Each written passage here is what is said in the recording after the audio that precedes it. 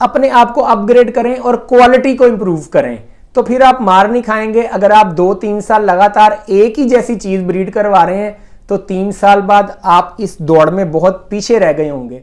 जब आप सेलिंग कर रहे होते हैं तो समझें कि ये आप अपनी रेपुटेशन जो है वो बिल्ड कर रहे होते हैं। तो अगर आप आज किसी को जो है वो गलत चीज़ सेल करेंगे तो यकीनन ये छोटी सी दुनिया है, अपने आप को मार्केट करें। मतलब मोस्टली लोग ऐसे हैं कि जो ब्रीड तो करवा रहे हैं लेकिन उन्होंने अपने आप को सर्टन प्लेटफॉर्म्स पे, फेसबुक पे, व्हाट्सएप ग्रुप्स में मार्केट नहीं किया। वह लोग जानते नहीं है उनके पास कौन से बर्ड्स हैं, वो क्या ब्रीड करवा रहे हैं। नया बंदा जो इस फील्ड में आता है उसकी सबसे पहली कोशिश ये होती है कि मेरे पास जैसे ही बच्चे निकलें और वो सेल्फ हों तो मेरे गेट के बाहर लोग पैसे लेके खड़े हों। किसी ने छोटे से छोटा लव बर्ड का सेटअप भी लगाया हुआ ना तो 10-12 लाख 15 लाख रुपया उसने इन्वेस्ट किया ही हुआ है। तो जब आप इतना इन्वेस्ट करते हैं तो जब आप उनकी केयर पे भी अगर थोड़े से पैसे खर्च लेंगे कि पोलियोमा वायरस जो कैरियर है ये समझें कि इसके जो जर्म्स हैं वो स्लीपिंग हर बर्ड में तकरीबन होते हैं। अगर आपके बर्ड रूम में सिर्फ लव बर्ड हैं तो 5, 6 या 7 टेम्परेचर भी आपके बर्ड रूम का, तो आप यकीन करें कि आपके लव बर्ड को कुछ नहीं होगा, चाहे वो बच्चे पाल रहे हैं या जो भी कर रहे हैं।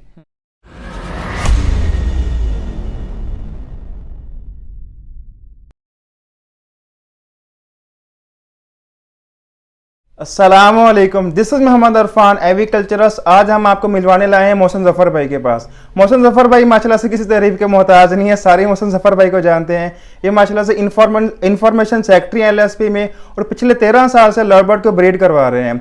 और इसके साथ साथ ये सेशन में हम मोहसिन भाई से क्वेश्चन आंसर करेंगे और आपको बहुत इंपॉर्टेंट इन्फॉर्मेशन लेके देंगे जो आपके फ्यूचर में काम आएगी। इसका पार्ट 2 आएगा वीडियो, उसमें हम आपको इनका सेटअप विजिट करवाएंगे। आए मोहसिन जफर भाई से बात करते हैं और जानते हैं इनकी जर्नी के बारे में।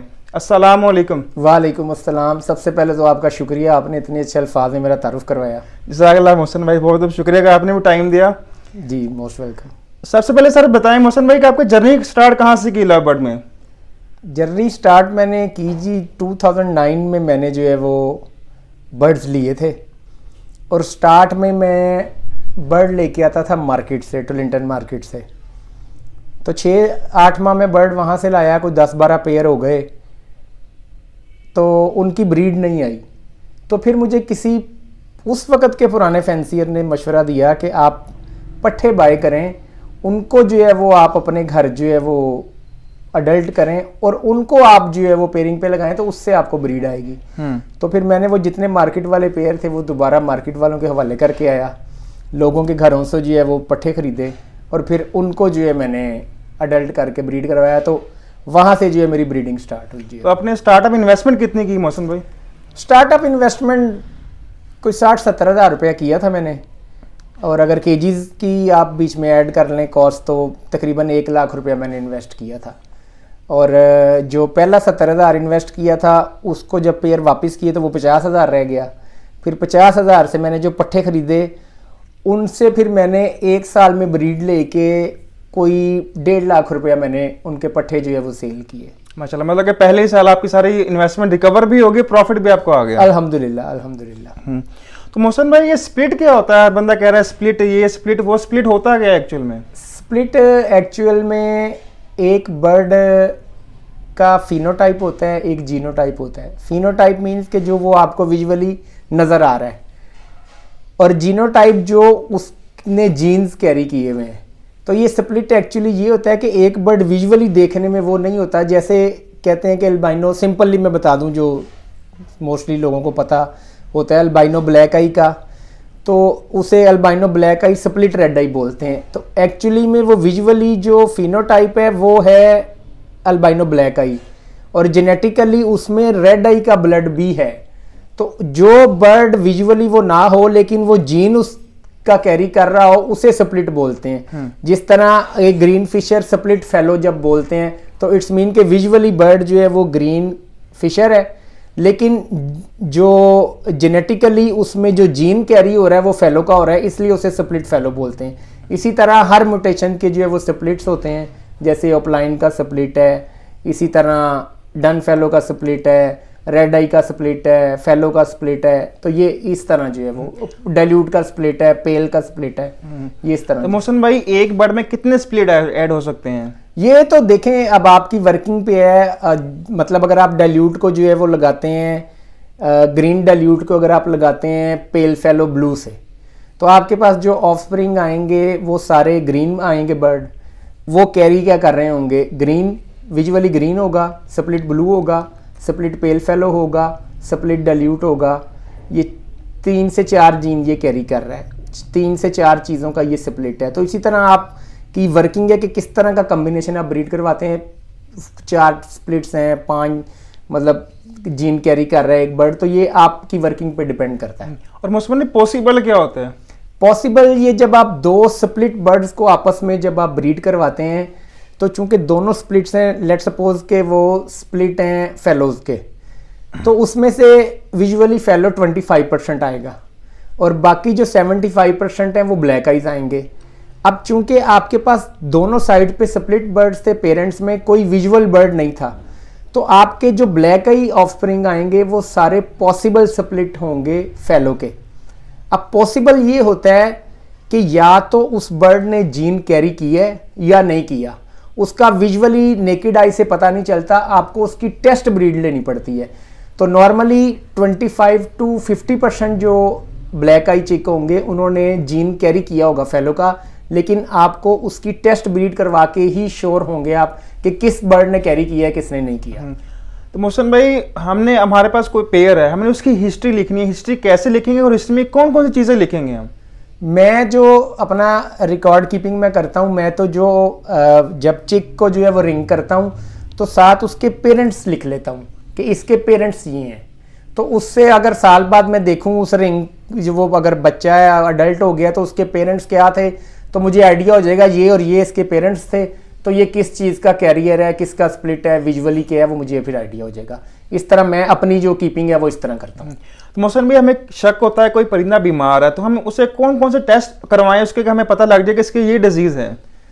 टेस्ट असल में चूंकि यहाँ एवी फॉर्म, ये जो क्या कहते हैं इसे, एवियन जो है वो बड़े कम है, तो इसलिए बड़ा मुश्किल होता है। तो हम लोगों का ये जो एक्सपीरियंस लोग ही हैं, जो पुराने लोग हैं, उनसे ही जो है वो कंसल्ट कर लिया जाता है और फिर उसकी मेडिकेशन की जाती है। तो जाहिर बात है इतनी देर से अगर बर्ड्स रखे हुए हैं तो अंदाज़ा होता रहता है। यहाँ चूंकि टेस्ट करवाने का रिवाज नहीं है, कई टेस्ट तो अभी होते भी नहीं है। पोलियामा ज़रा है उसमें जो चिक्स की मोर्टेलिटी होती है, तो उसमें आपको चिक्स को देख के भी आइडिया हो जाता है, उन पे स्पॉटिंग होती है, तो आपको आइडिया हो जाता है कि ये पोलियामा जो है वो कैरी हो रहा है आपके बर्ड में, तो फिर आप टेस्ट करवा सकते हैं। नॉर्मली वैसे अगर बर्ड बीमार वगैरह हो जाए तो उनकी मेडिकेशन जो है वो अंदाज़ा लगा के की जाती है और 90% जो है वो अल्हम्दुलिल्लाह क्योर हो जाते हैं। तो मोहसिन भाई, पोलियामा आता क्यों, क्या वजह बनती है? ये जो एवियन लैब वाले हैं, इन्होंने भी एक सेमिनार हाल ही में किया था पोलियामा वायरस पे, तो मैंने वो भी अटेंड किया था। तो वहाँ मैंने वो डॉक्टर फुरकान साहब से ये जो है वो बात की थी कि पोलियामा वायरस जो कैरियर है, ये समझें कि इसके जो जर्म्स हैं वो स्लीपिंग हर बर्ड में तकरीबन होते हैं। मैंने उसको इस तरह तशबीह दी थी कि पाकिस्तान में चूँकि जिस तरह का पानी हम पीते हैं, जिस तरह की खुराक खाते हैं, अगर आप 100 लोगों का टेस्ट करवाएंगे ना तो मोर देन 80% को हेपेटाइटिस होगा। इसी तरह बर्ड्स जो हैं वो उनमें पोलियामा वायरस होता है, साइलेंट होता है। तो जब उसको सूटेबल कंड्यूसिव जो है माहौल मिलता है तो फिर उसमें वो एक्टिव होता है, जैसे हेपेटाइटिस इंसानों में होता है। तो इसी तरह ये चूँकि कैरियर होते हैं, जो पेरेंट्स हैं उनसे बच्चों में भी ट्रांसफ़र होता है। लेकिन वही बात है कि अगर इनको कंड्यूसिव माहौल ना मिले और ये अटैक ना करें तो फिर ये साइलेंट होते हैं, तो इनको छेड़ने की ज़रूरत नहीं है, मेरा ख्याल है। तो ये मोस्टली जो बाहर से बर्ड आते हैं उनमें भी ये जो है वो कैरियर होता है। और कैरियर को कैसे पहचान सकते हैं कि ये बर्ड कैरियर है पोलियामा का? वो देखने में जो है वो बिल्कुल एक्टिव होते हैं, कोई सिम्टम्स नहीं होते। वो ये बात है कि जैसे अभी वो एवियन वो कॉन्फ्रेंस में उन्होंने ये भी कहा था सेमिनार में कि वो पोलियामा का टेस्ट जो है वो स्टार्ट करने लगे। तो वंस जब वो स्टार्ट हो जाएगा तो फिर ये है कि आप जो बर्ड बाय करें बाहर से, उसको फॉर श्योर जो है वो आप टेस्ट उसका करवा लें। उसके चार्जेस भी बता रहे थे नॉमिनली होंगे, तो उससे ये है कि आपको ये सेटिस्फेक्शन हो जाएगी कि आपका बर्ड जो है वो पोलियामा कैरियर नहीं है। मौसम में सर्दियों में हमें क्या क्या केयर करनी चाहिए बर्ड की, किन किन चीज़ों की देखना चाहिए? सर्दियों में मैं कल भी वो लाइव आया हुआ था फेसबुक पे, तो कुछ लोग सवाल पूछ रहे थे कि हम लोगों की ये है कि जैसे ही सर्दी आती है ना हम लोग अपने बर्ड रूम को प्लास्टिक से कवर कर देते हैं और एयर टाइट कर देते हैं और गैस के हीटर का इस्तेमाल स्टार्ट कर देते हैं। अगर आपके बर्ड रूम में सिर्फ लव बर्ड हैं तो 5, 6 या 7 टेम्परेचर भी आपके बर्ड रूम का, तो आप यकीन करें कि आपके लव बर्ड को कुछ नहीं होगा, चाहे वो बच्चे पाल रहे हैं या जो भी कर रहे हैं। यहाँ पे लोग एक तो एयर टाइट कर देते हैं, दूसरा हीटर का इस्तेमाल करते हैं जिससे ऑक्सीजन लेवल भी जो है वो डाउन हो जाता है बर्ड रूम में। वेंटिलेशन जो है वो बहुत ज़रूरी है। ये जो लोग कहते हैं डेड इन शेल आ गया है, वो जो है वो बच्चे जो है वो एक्सपायर हो रहे हैं छोटे, वो होता क्या है कि हम लोग एयर टाइट करके जब हवा अंदर खड़ी रहती है तो उसमें बैक्टीरिया जो है वो बड़ी तेज़ी से बनता है। तो अगर माइनस भी टेम्परेचर है बाहर का, -2, 3, 4, 5 भी है, तो फिर भी आपने दिन में 2 दफ़ा एग्जॉस्ट फैन लाजमी चलाना है ताकि पूरे बर्ड रूम की आपकी हवा बाहर जाए और फ्रेश एयर आपके बर्ड रूम में आए। हम चूंकि हमें अपनी सहूलत होती है कि जैसे ही बर्ड रूम में जाते हैं अगर टेम्परेचर कम हो, हमें सर्दी लगती है तो हम कहते हैं भाई हीटर चलाओ। परिंदों को सर्दी नहीं लग रही होती। 5, 6, 7 टेम्परेचर है आपके बर्ड रूम का, तो मैं यकीन से कह सकता हूं कि आपके बर्ड्स को कुछ नहीं होगा। और अगर खुदा ना खास्ता इस टेम्परेचर के आपके बर्ड्स को कुछ हो तो मैं जिम्मेदार हूं। जब ये एक्स्ट्रा प्रिकॉशनरी मेजर्स आप लेते हैं, एयर टाइट कर देते हैं, हीटर चलाते हैं, तो उससे उल्टा नुकसान होता है। तो मोहसिन भाई, हम किसी बंदे से स्प्लिट लेने जा रहे हैं तो हम किस तरह यकीन करें कि ये बर्ड स्प्लिट है, या हम उससे कौन कौन से सवालात या हिस्ट्री पूछें कि जो स्प्लिट बर्ड में होनी चाहिए? देखें जी, स्प्लिट बर्ड जो है वो सिर्फ ट्रस्ट पे जो है वो आप बाय करें। अगर तो आपको जिससे आप बाय कर रहे हैं उस पर ट्रस्ट है तो आप आंखें बंद करके खरीद लें, वरना अगर फर्ज करें कि आप मेरे पास स्प्लिट लेने आए हैं, मैं आपका ट्रस्टवर्दी बंदा नहीं हूं, तो मुझे पता है कि मैंने कौन कौन सी आपको स्टोरी सुनानी है। भाई मैं कह दूंगा जी इसके पेरेंट्स फलाने हैं, अगर मैंने गलत बयानी ही करनी है तो मैं तो 10 बातें जो है वो आगे से कर सकता हूं जिससे आपको मैं उस वक्त तसल्ली दिला दूंगा और आप कहेंगे कि लो जी मैंने तो बड़ा तीर मार लिया, मैंने इससे ऐसे ऐसे सवाल करके मैंने सारा कुछ इससे पता कर लिया, इसका मतलब है ये स्प्लिट है। ऐसी बात नहीं है। जिसने गलत बयानी करनी है वो आपसे गलत बयानी करके आपको चीज़ दे देगा। जिस पे आपको ट्रस्ट है, ये जो स्प्लिट जो है वो सिर्फ ट्रस्ट वर्दी बंदे से लें, ये मेरा मशवरा है। तो मोहसिन भाई, रेड आई को रेड आई के साथ ब्रीड क्यों नहीं करवाते? रेड आई अब देखें, अल्बाइनो जैसे है, ये काफ़ी देर से पाकिस्तान में ब्रीड हो रहा है और ये ब्लैक आई के साथ स्प्लिट बना के फिर रेड आईज निकले हुए हैं, तो इनका जो जीन है स्ट्रॉन्ग हो गया हुआ है। तो अब बहुत से लोगों ने albino red eye to red eye भी पेयरिंग की हुई है और उनमें सर्वाइवल रेशियो भी बेहतर है। लेकिन अभी जो पेल फेलो है या डन फेलो है वो अभी इतना इवॉल्व नहीं हुआ, उसकी ब्रीडिंग अभी इतनी नहीं हुई ब्लैक आई के साथ। तो वो चूंकि वीक जीन है तो इसलिए कोशिश करें कि आप स्प्लिट टू रेड आई लगाएं। पेल फेलो में, अल्बाइनोज में तो लगा रहे हैं। मैंने कोई 3-4 साल में इस तरह स्प्लिट से पेल फेलोज जो है वो प्रोड्यूस किए और अब मैंने last year pale fallow to pale fallow breed करवाई है। 4 बच्चे निकले, 1 एक्सपायर हो गया छोटा, 3 बच्चे जो है वो हेल्थी पले। अगले कैच में फिर 4 बच्चे जो है वो निकले, अल्हम्दुलिल्लाह चारों रेड आई जो है वो पले और बेहतरीन जो है वो। तो ये आपका अपना एक्सपीरियंस है कि आप किस तरह करें, लेकिन वैसे जो है वो चूंकि वीक जीन होता है तो कोशिश करें कि आप उसको जो है वो red eye to red eye breed ना करवाएं। तो मोहसिन भाई, एग्रीकल्चर की फील्ड में होल्डिंग पावर कितनी मैटर करती है? आजकल तो बहुत करती है। ये जो पैनिक हो जाते हैं ख़ास तौर पे वो लोग जो नए आते हैं, वो ये देखते हैं कि वो मतलब अगर किसी और बर्ड जो फैंसियर है उसका बर्ड सेल हो रहा है तो ये पैनिक हो जाते हैं। नया बंदा जो इस फील्ड में आता है उसकी सबसे पहली कोशिश ये होती है कि मेरे पास जैसे ही बच्चे निकलें और वो सेल्फ हों तो मेरे गेट के बाहर लोग पैसे लेके खड़े हों कि बर्ड वो फ़ौरन लें मेरे से और जाएं। ऐसे नहीं होता। हर चीज़ की सेलिंग का एक टाइम होता है। पिछले 2 साल से मैं जो अपनी सेलिंग करता हूँ बर्ड्स की, मैं मई के बाद करता हूँ सेलिंग। उससे पहले अगर कोई बहुत ज़्यादा इंसिस्ट करे तो मैं बर्ड सेल करता हूँ, वरना मैं होल्ड करता हूँ सारे। उसके बाद फिर अब इस टाइम तक मेरी सेलिंग जारी है। अभी आपके आने से पहले भी मेरे से एक बंदा जो है वो अडल्ट पेयर लेके गया। होता क्या है कि जब आपने बर्ड होल्ड किए होते हैं तो मार्केट में डिमांड तो फॉर श्योर निकलती है। उसमें होता क्या है कि जब आप अगस्त, सितंबर, अक्टूबर में बर्ड सेल करते हैं, आपका बर्ड अडल्ट होता है। उस वक्त जो नए लोग ज़्यादा आते हैं या जिनकी पेयरिंग इनकम्प्लीट होती है, उनको वो बर्ड डेस्परेट होते हैं बर्ड खरीदने में।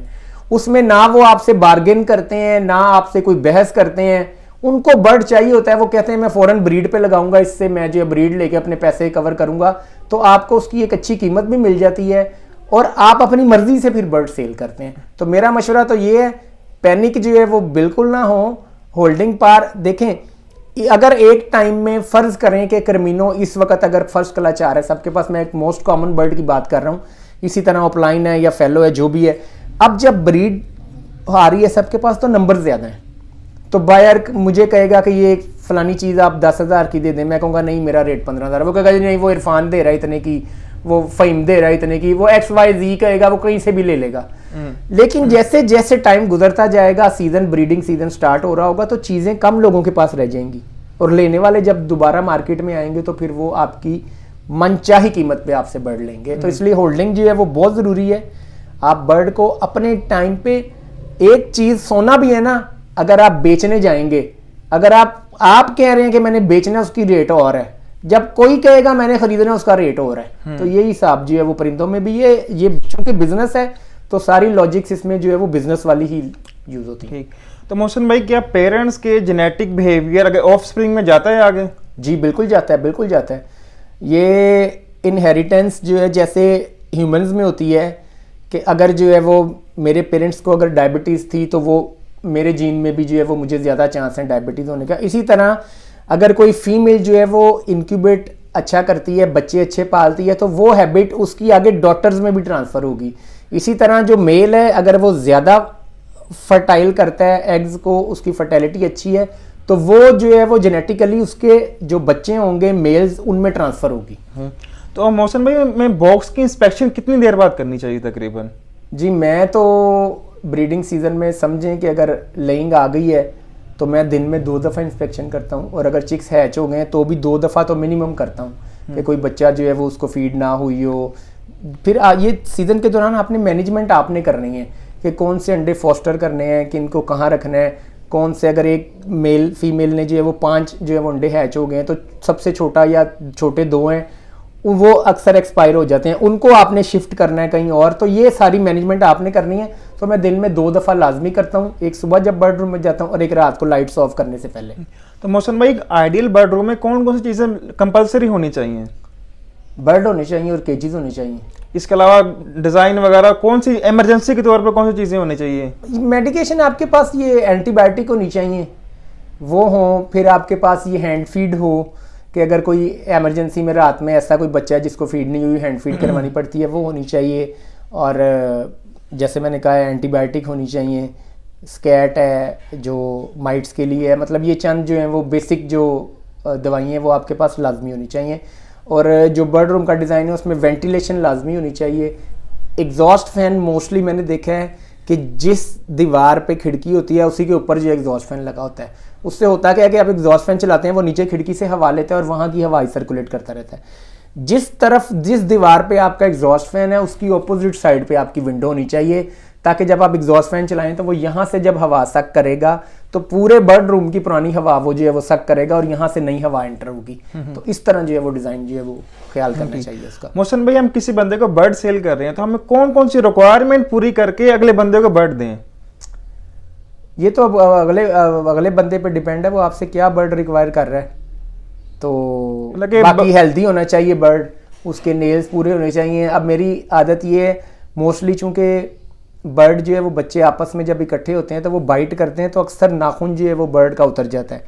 तो मैंने अगर किसी से बर्ड की डील की है तो मैं उसे पहले बता देता हूँ कि इसका एक नेल मिसिंग है, लेकिन उससे ब्रीडिंग में कोई इशू नहीं आता। लेकिन ये जो उसमें नुक्स है वो बताना आपका फ़र्ज़ है, फिर अगले पे डिपेंड करता है कि वो आप पे यकीन करके ले या ना ले, लेकिन आपका बताना ये फ़र्ज़ बनता है। और दूसरा वही बात है हेल्दी बर्ड दें। जब आप सेलिंग कर रहे होते हैं तो समझें कि ये आप अपनी रेपुटेशन जो है वो बिल्ड कर रहे होते हैं।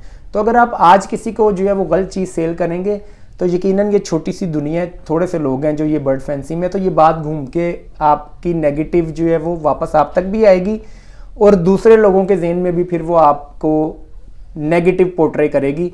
तो बेहतर है कि बेहतरीन चीज़ दें और अगर किसी में नुक्स है तो वो बता के सेल करें तो कोई मसला नहीं। तो मोहसिन भाई में बेड रूम किस जगह डिज़ाइन करना चाहिए, उसके इर्द गिर्द का माहौल कैसा होनी चाहिए? आइडियली तो यही है कि अगर आप लॉन है आपके पास तो उसके इर्द गिर्द जो है वो पौधे वगैरह या दरख्त होने चाहिए। लेकिन चूंकि शहरों में अब घरों में आपको पता है जगह कम रह गई है, तो खिड़कियों का बस ख्याल रखें। या धूप का अगर जो है वो, अब तो वैसे उसके भी अल्टरनेट जो है मल्टीविटामिन और कैल्शियम वगैरह आ गए, अगर धूप नहीं भी आती तो जो है बर्ड की रिक्वायरमेंट आप वो मेडिसिन से पूरी कर सकते हैं। लेकिन आइडियली ये है कि धूप भी आनी चाहिए और वेंटिलेशन, खिड़कियाँ वगैरह जो हैं वो होनी चाहिए। तो मोहसिन भाई, एग्रीकल्चर की फील्ड में हम जल्दी सक्सेस किस तरह ले सकते हैं? जल्दी सक्सेस का मैं आज से 12-13 साल पहले जब आया था और मेरा तारुफ जो है वो अवैस भाई से जब हुआ था 2013-14 में, तो उन्होंने मुझे एक बड़ी प्यारी बात की थी। मैं उन्हें कहता था मुझे ये फ़लाँ बर्ड चाहिए, तो उन्होंने एक दिन मेरे से पूछा यार ये क्यों बर्ड चाहिए आपको? तो मैं कहता था यार वो देखें उसके पास भी है, अब देखें वो कितना मशहूर है, वो कितना मशहूर है। तो उन्होंने मुझे कहा था उस वक्त, उन्होंने कहा जी 1 मिलियन दो आप, मैं आपको एक पेड़ ले देता हूँ तो आप मशहूर हो जाएंगे। तो ये मतलब ये आज से 1-2 साल पहले वो किसी व्हाट्सएप ग्रुप में बात हो रही थी, या 3 साल पहले किसी ने कमेंट किया, उसने कहा जी ये बड़े ब्रीडर जो हैं ये देखें ना, ये अब डन फेलो लेंगे, फिर उसकी सेलिंग करेंगे और वो नए लोगों को फिर जो है वो उसके स्प्लिट्स बेचेंगे।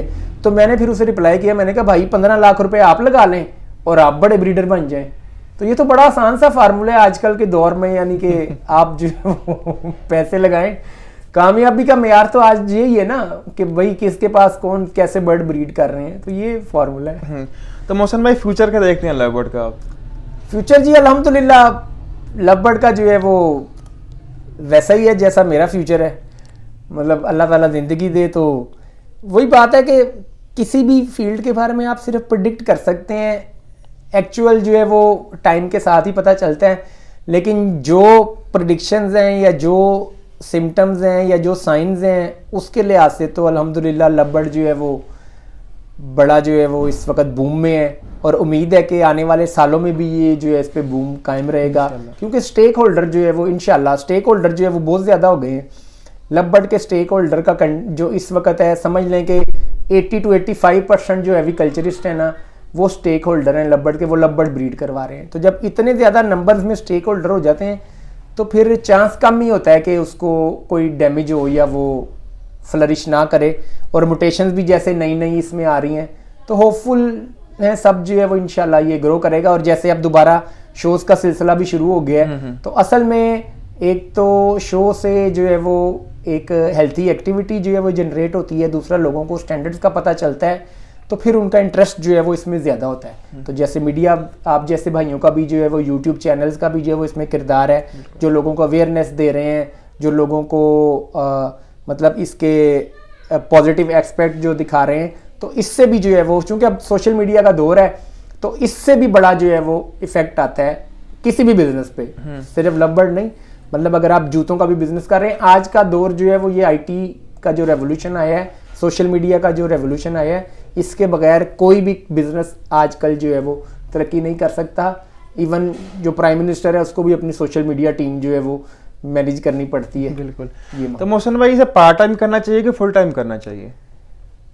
मैं नए लोगों को कहता हूँ कि स्टार्ट, अगर आपको शौक है तो आप पार्ट टाइम से स्टार्ट करें, और इसमें अल्हम्दुलिल्लाह इतना पोटेंशियल है कि आप इसे फुल टाइम भी जो है वो एज ए बिज़नेस अडॉप्ट कर सकते हैं, इसमें इतना पोटेंशियल है। लेकिन पहले आप जो है वो इसको पार्ट टाइम करें और सीखें, ब्रीडिंग सीखें, कीपिंग सीखें, वही सेलिंग, अपने आप को मार्केट करें। मतलब मोस्टली लोग ऐसे हैं कि जो ब्रीड तो करवा रहे हैं लेकिन उन्होंने अपने आप को सर्टन प्लेटफॉर्म्स पे, फेसबुक पे, व्हाट्सएप ग्रुप्स में मार्केट नहीं किया हुआ, लोग जानते नहीं हैं उनके पास कौन से बर्ड्स हैं, वो क्या ब्रीड करवा रहे हैं। तो अपने आप को मार्केट भी करें, क्योंकि हम जो ब्रीड करवा रहे हैं इसकी कोई फिजिकल मार्केट कहीं भी नहीं है कि भाई फलां जगह आप चले जाएं वहाँ सेल कर दें। ये ब्रीडर टू ब्रीडर ही सेलिंग इसकी होनी है। तो जितना आप अपने आप को अच्छा प्रेजेंट करेंगे फेसबुक पे और व्हाट्सएप पे, उतना अच्छा आपकी जो है वो सेलिंग होगी। तो ये नए लोगों के लिए ये 2-3 बातें हैं कि ये लाजमी करें। तो मोहसिन भाई, आपके 13 साल के करियर में आपसे कोई मिस्टेक हुई है एग्रीकल्चर में की फील्ड में जिसकी वजह से आपको लॉस का सामना करना पड़ा हो? स्टार्ट में जैसे मैंने बताया, मैंने बाय किए थे मार्केट से बर्ड्स, और वो जो है वो उसके अलावा वही होता है कि आप बायो सिक्योरिटी का ख्याल नहीं रखते तो कोई बीमारी आ जाती है। तो 3 साल पहले जो है वो मेरे बर्ड रूम में पोलियामा आ गया था, उससे जो है वो फाइनेंशियल लॉस तो चलें वो यहाँ से ही प्रॉफिट अर्न किया हुआ था, फाइनेंशियल लॉस हो भी गया था, वो इतना नहीं, लेकिन जो इमोशनली आप जो है वो सेटबैक होता है आपको, वो इररिपेयरेबल होता है, वो मतलब वो बड़ा सख्त टाइम था मेरे लिए जो है वो 3-4 माह। तो लेकिन अल्लाह का शुक्र है, अल्हम्दुलिल्लाह लाइफ गोज ऑन, तो अब बेहतरीन जो है वो चल रहा है मामला। माशाल्लाह। तो मोहसिन भाई ऑफ सीजन में क्या केयर करनी चाहिए? जिस तरह ब्रीडिंग सीजन में तो हर बंदा वाटरमैन इतना कुछ करवा रहा है, ऑफ सीजन में क्या केयर करें बर्ड्स की? असल जो केयर है वो ऑफ सीजन में होती है। आपने एक तो चूंकि यहाँ गर्मियों का मौसम बड़ा सख्त होता है, तो कोशिश करें कि बर्ड रूम में टेम्परेचर मेंटेन करें, वो चाहे कूलर से करें चाहे एयर कंडीशनिंग से करें। बहुत से लोग कहते हैं कि जी बिजली की कॉस्ट ज़्यादा होगी है, एयर कंडीशनिंग जो महंगी है, लेकिन किसी ने छोटे से छोटा लव बर्ड का सेटअप भी लगाया हुआ ना, तो 10-12 लाख 15 लाख रुपया उसने इन्वेस्ट किया ही हुआ है। तो जब आप इतना इन्वेस्ट करते हैं, तो जब आप उनकी केयर पे भी अगर थोड़े से पैसे खर्च लेंगे, जैसे मोस्टली लोग अक्सर मेरे से पूछते हैं कि जी कोई सस्ते वाले विटामिन बताएं, वो पोल्ट्री वाले बता दें आप या वेटनरी कोई और बता दें। तो मैं उन्हें कहता हूं कि भाई आपने लाखों रुपए के बर्ड्स रखे हुए हैं, तो जहां आप 5,000 या 10,000 के मल्टीविटामिन आपको महंगे लग रहे हैं, तो फिर बेहतर है कि आप शौक छोड़ दें। जो स्पेसिफिकली बर्ड्स के लिए चीज़ें डिज़ाइन हुई हैं, अगर तो वो अवेलेबल नहीं है, फिर आप किसी और चीज़ पे जो है वो अल्टरनेट पे जाएं। अगर आपको स्पेसिफिकली जो बर्ड के लिए प्रोडक्ट बनी है, अगर आपको अवेलेबल है, वो 10,000 की है, 12,000 की है, 15,000 की है, वही बात है कि आपके एक जो है वो बच्चा आएगा तो वो कॉस्ट पूरी कर देगा। तो चीज़ें जो है वो ऑथेंटिक और जो उनके लिए बनी है वो उनको दें।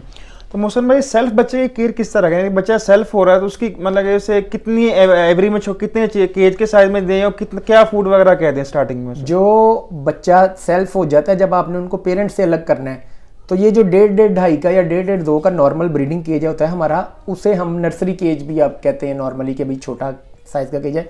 आपने पट्ठे उसमें रखने हैं, जो चिक्स सेपरेट किए हैं अपने पेरेंट्स से। होता क्या है कि जब वो पेरेंट्स के साथ होते हैं तो पेरेंट्स उन्हें फीड करवा रहे होते हैं, तो वो नवाबी ज़िंदगी गुजार रहे होते हैं कि उन्होंने सिर्फ मस्ती करनी है, माँ बाप ने आके खिला दिया है, और उनकी हेल्थ जो है वो बेहतरीन होती है। जैसे ही आप सेपरेट करते हैं, उन्हें खुद मेहनत करनी पड़ती है, तो पहले 10, 12, 15 दिन वो उनकी सेहत थोड़ी डाउन होती है। उसके बाद फिर जब उनको दूसरे पट्ठों के साथ रहना आ जाता है, खाना पीना आ जाता है, तो फिर वो डेवलप होना शुरू होते हैं। तो जब बच्चे सेल्फ हों, उनको आप सेपरेट करें, तो 1.5 से 2 माह आपने उन्हें छोटे केज में ही रखना है, और पट्ठों के साथ रखना है, किसी बड़े बर्ड के साथ नहीं। बड़े बर्ड जो हैं फिर उनको मारते हैं और वो डर के साइड पे बैठ जाते हैं, खाना पीना छोड़ देते हैं और अल्टीमेटली एक्सपायर हो जाते हैं। तो पट्ठों को, सेम एज के पट्ठों को रखें आप छोटे केज में। फिर जब 2 माह वहाँ वो रह लें, 2.5 माह रह लें, स्टेबल हों, तो फिर आप उन्हें जो है वो फ्लाइट केज में शिफ्ट कर सकते हैं। लेकिन फ्लाइट केज में भी मेक श्योर कि जब आप पट्ठे छोड़ें तो एक ही एज के छोड़ें। स्टार्टिंग में डाइट क्या दें मोहसिन भाई? जो आप पेरेंट्स को दे रहे हैं जब वो चिक्स रेज कर रहे हैं, जो डाइट आप उनको तब दे रहे हैं, वही डाइट जब आप सेल्फ पट्ठों को सेपरेट करते हैं तब दें। सॉफ्ट फूड जो है वो उन्हें लाजमी जो है वो सर्व करें, जो आप पेरेंट्स को कर रहे हैं, तो फिर जो है वो बेहतरीन रहेंगे। मोहसिन भाई एंड पे क्या एडवाइस देंगे आप? एंड पे मैं यही एडवाइस दूंगा कि नेक नीयती से, लगन से, अल्लाह ताला पे तवक्कल रख के जो है वो बर्ड ब्रीड करवाएं, कोई भी बर्ड ब्रीड करवाएं, और कोशिश करें कि हर आने वाले साल आपके पास बर्ड पिछले साल से बेहतर हों, क्वालिटी में भी पिछले साल से बेहतर हों, और आप अपने बर्ड रूम को अपग्रेड करें। अब ये अपग्रेड करना क्या है कि अगर किसी ने अल्बाइनो ब्रीड करवाया हुआ है तो वो अपलाइन में आ जाए, जो अपलाइन ब्रीड करवा रहा है वो ब्लू अपलाइन में चला जाए, जो ब्लू अपलाइन करवा रहा है वो फैलो में चला जाए। अपने आप को अपग्रेड करें और क्वालिटी को इम्प्रूव करें, तो फिर आप मार नहीं खाएंगे। अगर आप 2-3 साल लगातार एक ही जैसी चीज़ ब्रीड करवा रहे हैं, तो 3 साल बाद आप इस दौड़ में बहुत पीछे रह गए होंगे। तो अपने आप को अपग्रेड करें, अपने आप को मार्केट करें और अच्छी चीज़ ब्रीड करवाएं। इंशाल्लाह ताला फ्यूचर ब्राइट ही ब्राइट है सबके लिए इंशाल्लाह। चलिए मोहसिन भाई बहुत शुक्रिया, आपने टाइम दिया। जज़ाकल्लाह, most welcome. Thank you so much everyone. उम्मीद है कि आपको आज की हमारी वीडियो पसंद आई होगी। अगर आपको हमारी ओवरऑल वीडियोस पसंद आती हैं और आप चाहते हैं कि हम सेटअप विजिट करते रहे, आपके लिए वीडियो चलाते रहें, तो आप हमारे चैनल मोहम्मद इरफान एग्रीकल्चर जरूर सब्सक्राइब कीजिए और बेल आइकन को लाजमी दबा दीजिए, जिससे हर नई आने वाली वीडियो को नोटिफिकेशन आपको बर वक्त पहुंची रहेगी। इंशाल्लाह इस वीडियो का पार्ट 2 आएगा, उसमें हम आपको मोहसिन भाई का सेटअप विजिट करवाएंगे। Thank you so much. अल्लाह हाफिज़। अल्लाह हाफिज़।